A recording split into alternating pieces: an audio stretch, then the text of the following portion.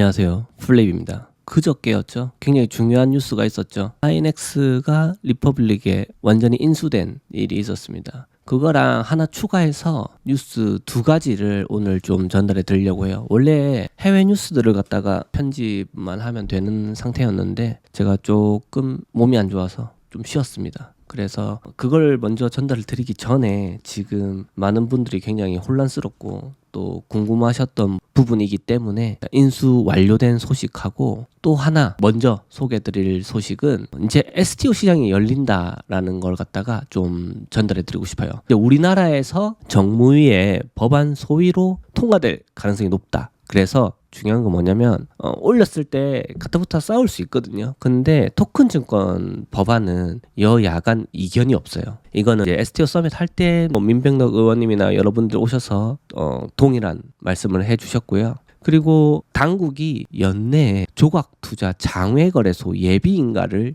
예정하고 있다고 합니다. 그러면 정말 빠른 시간 내에 상품이 나올 수 있는 거죠. 일단은 날짜가 대충 나왔는데 24일부터 25일까지 법안 심사 제1소위원회를 열어가지고 토큰증권 관련 법안을 통과시킬 예정이라고 합니다. 그리고 그 안에는 여러 가지 법안들의 수정이 좀 있어요. 근데 일단 토큰증권 법은 그대로 가는 거고 또 크립토는 크립토대로 지금 준비가 되고 있거든요. 그래서 좀 구분해서 생각하셔야 된다라는 거랑 일단은 이거저거 다 띄고 토큰증권 법안이 곧 통과될 거라는 거를 생각하시면 될 것 같습니다. 그래서 아마 토큰증권 관련된 업체들도 주식이 요동칠 거라고 예상이 되고요. 실제로 이제 인가가 탁 떨어졌을 때는 파급력을 무시 못할 것 같다라는 생각이 듭니다. 이 모두 적정 요건을 갖춘 발행인에게 토큰증권 발행을 가능하게 하고 이제 발행하고 유통으로 우리나라는 나누기로 했잖아요. 그래서 이제 발행을 하는 거에 대해서는 굉장히 엄격한 기준을 둘 것처럼 이렇게 얘기가 나오고 있어요.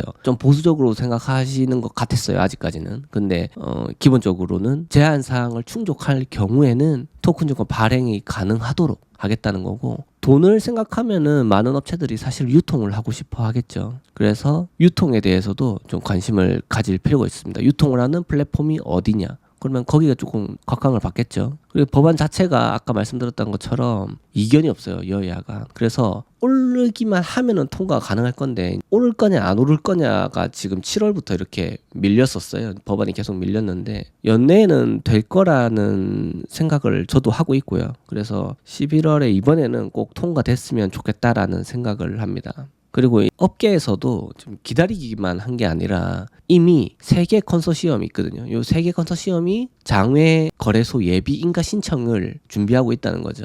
먼저 한국거래소 컨소시엄 KDX라고 부르고요. 넥스트레이드라고 있어요. 넥스트레이드랑 그다음에 소유 컨소시엄 이렇게 3곳에서 신청을 했고요. 요 각각의 컨소시엄을 보면 한국거래소에서 이제 주도하는 데는 키움, 교보, 카카오페이 증권, 흥국증권 그리고 바이셀 스탠다드가 포함이 돼가지고 장외거래소 예비인가 신청을 준비하고 있고요. 그 다음에 NXT 여기 컨소시엄은 넥스트레이드가 최대 주주고 신한투자증권, 하나증권, 한양증권, 유진투자증권, INF 컨설팅 등이 함께 한다고 합니다. 그리고 음악 관련돼서 뮤직하우가 거의 유일하게 지금 남아있는 업체 중 하나죠. 이제 뮤직하우도 참여를 했다고 하고요. 소유는 루센트 블록이 또 주관했기도 했기 때문에 아마도 부동산 쪽에 하지 않을까 싶어요. 외부 평가위원회 심사를 거쳐서 연내 최대 2개사의 예비인가를 내줄 거다라고 한다면 사실은 거의 정해져 있다고 봐야 되겠죠. 지금 한국거래소가 안 받을 이유가 없을 것 같고요. 그 다음 넥스트레이드가 전략적으로 나온 데고 또 되게 빵빵한 주주들이 있기 때문에 요 2군데에서 선정되지 않을까라는 예상을 해봅니다. 확실하게 딱 됐다 이렇게 말씀드릴 수는 없지만 이제 거의 2주 정도 남았으니까 좀 지켜보면 되겠죠. 2주 조금 안 되는 시간 안에 만약에 정무위에서 상정이 되면 일사천리로 진행이 돼서 연내 장외거래소 예비인가 아까 말했던 KDX랑 NXT 요 2군데가 받을 것 같다라는 생각을 하게 됐습니다. 그리고 기다리셨죠. INX 요거를 마지막으로 뉴스를 전달해 드릴 건데 100% 인수가 되는 거를 말하는 거거든요. 이제 그게 되는 거를 성공적으로 완료를 했고요. 이게 완료를 했다고 하는 거는 특별 보유금이 있는데 먼저 주식부터 생각을 하면은 주식을 없애는 행위를 해야겠죠. 주식이 캐나다 쪽에 상장되어 있는 걸로 알고 있고 상폐를 시키는 행위를 할 거고요. 그리고 토큰 보유자들이 많이 있죠. 지금 현금 기금이 3,430만 달러라고 되어 있고, 이 3,430만 달러를 원래 이제 SEC에 제출한 자료에 따르면은 INX 디지털 컴퍼니라는 이 회사가 50% 이상의 지분이 넘어가게 되면 자동으로 토큰 보유자들한테 이 기금을 엠빵에서 나눠주는 걸로 되어 있어요.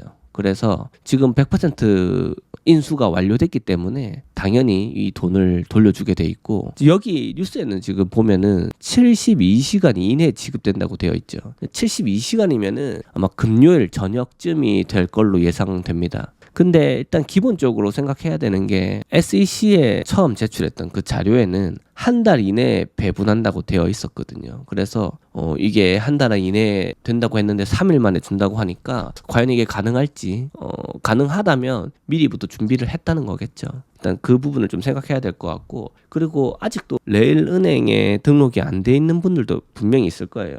그럼 그분들은 어떻게 될 거냐? 라고 이제 고민을 많이 하게 되실 건데, 일단은 레일 신청을 지금이라도 빨리 해 두시는 걸 추천드리고요.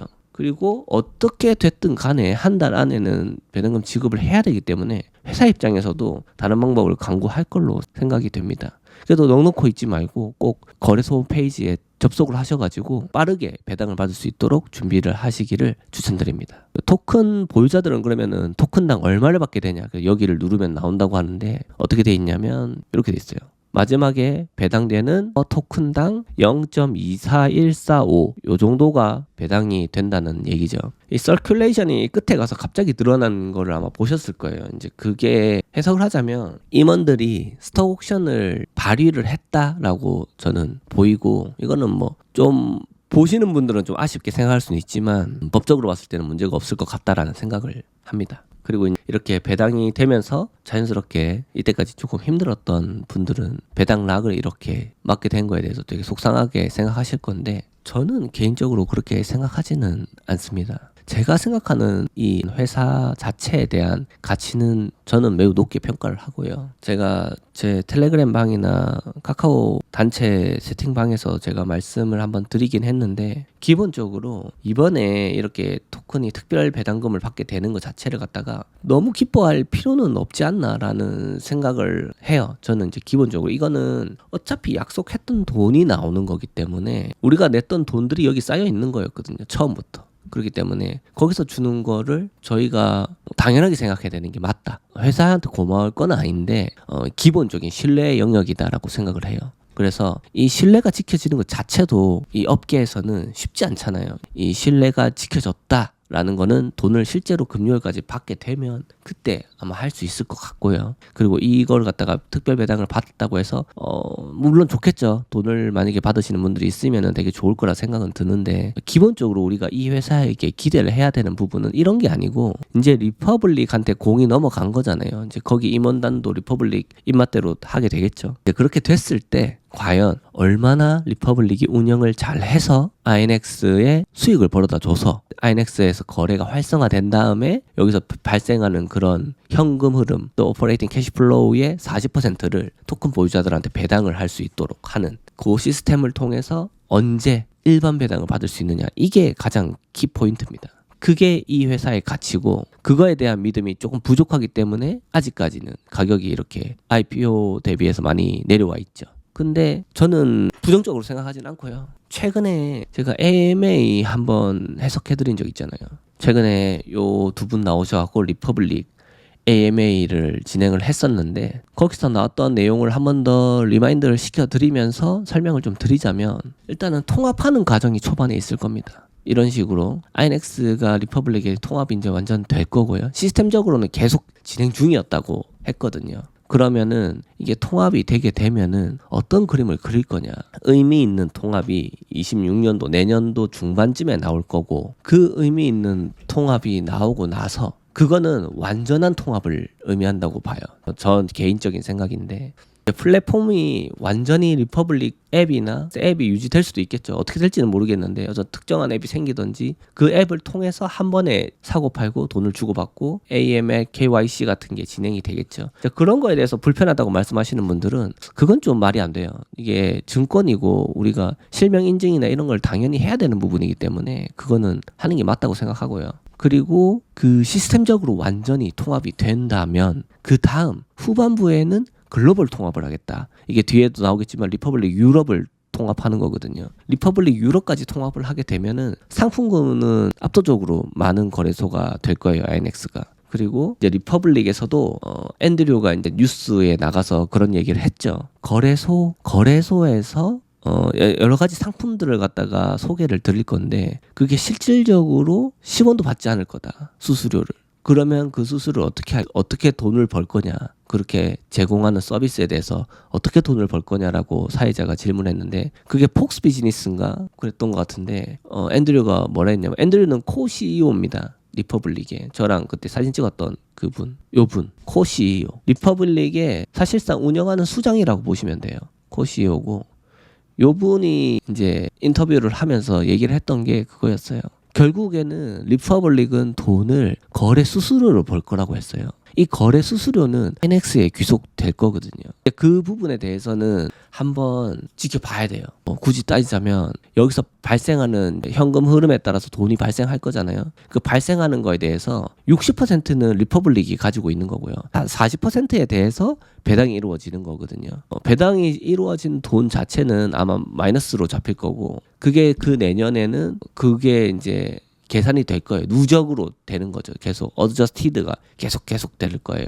그래서 계속 플러스가 나오는 그 해에 플러스가 나오는 만큼씩 계속 배당이 이루어질 거다라는 거. 그게 어떻게 연결을 해보면 노트나 이런 것들도 연결을 할 수 있는 그런 방법론적인 것들이 있을 것 같다라는 생각은 들긴 합니다. 근데 이제 어떻게 할 건지에 대해서 정확하게 말한 것만 제가 전달해 드리는 게 맞는 것 같아서 조금 사설을 줄이고 얘기를 하자면 결국에는 리퍼블릭 유럽까지 다 모아버리는 거죠. 그래서 규제 라우팅이라고 했던 거는 내가 일본 사람이면 일본 사람이 할 수 있는 만큼만 열어두는 거죠. 상품을. 한국도 한국. 북한은 거의 없겠죠. 이란도 거의 없을 것 같고요. 이런 제재 국가들은 되게 막힐 거고 제재를 받지 않는 나라들은 활발하게 거래가 가능하겠죠. 그래서 보여지는 게 다르기 때문에 결론적으로는 리퍼블릭이라는 곳에서 INX 플랫폼을 쓰기에는 굉장히 수월하게 될 거다라는 겁니다. 이해가 되시나요? 이게 무슨 말이냐면 조금 더 쉽게 얘기하면 내가 살 수 있는 것만 보이는 거예요. 그러면 고르기 쉽겠죠. 안 되는 것까지 다 볼 필요가 없으니까.